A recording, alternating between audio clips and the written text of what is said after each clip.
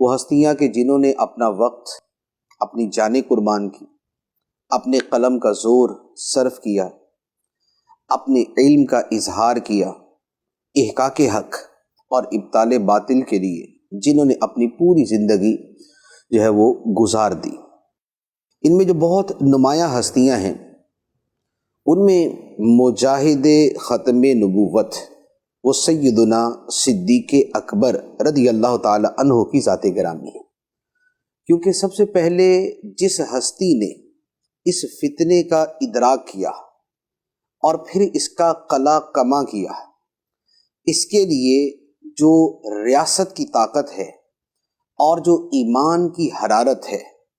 اور جو صحابہ کرام کی اجتماعیت ہے اور جو اپنا ذوق باطنی ہے اور جو اتفاق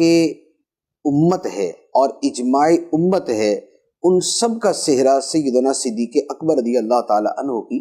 ذات گرامی کو جاتا ہے کہ جب آقا کریم صلی اللہ تعالی علیہ وآلہ وسلم کے وصال ظاہری کے بعد مسیلمہ کذاب کے فتنے نے سر اٹھایا۔ ویسے تو مسیلمہ کذاب نے جو دعویٰ نبوت کیا تھا وہ نبی پاک علیہ الصلوۃ والسلام کی ظاہری حیات کے آخری دنوں میں کر دیا تھا، اور اس حوالے سے اس نے کچھ پیغام رسانی بھی کی تھی، لیکن فتنے کے طور پہ جو وہ نمودار ہوا، جو وہ اٹھا اور جو اس نے اس حوالے سے زیادہ کچھ شر کرنے کی کوشش کی، تو یہ نبی پاک علیہ الصلوۃ والسلام کے وصال ظاہری کے بعد تھا،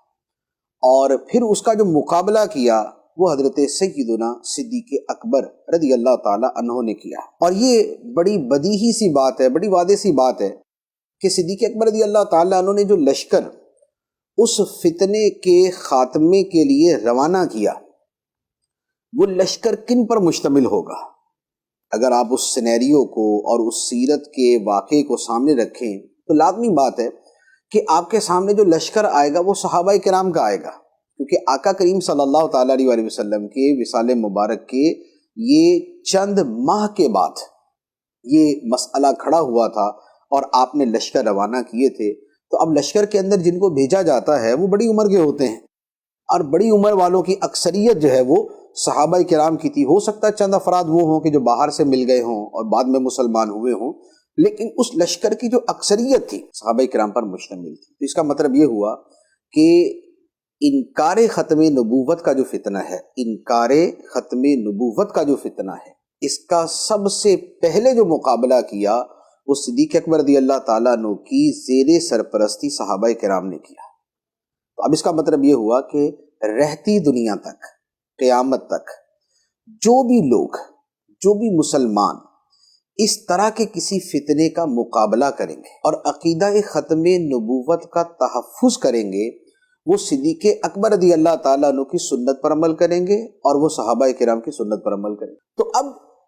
ختم نبوت کے انکار کے فتنے کو ختم کرنے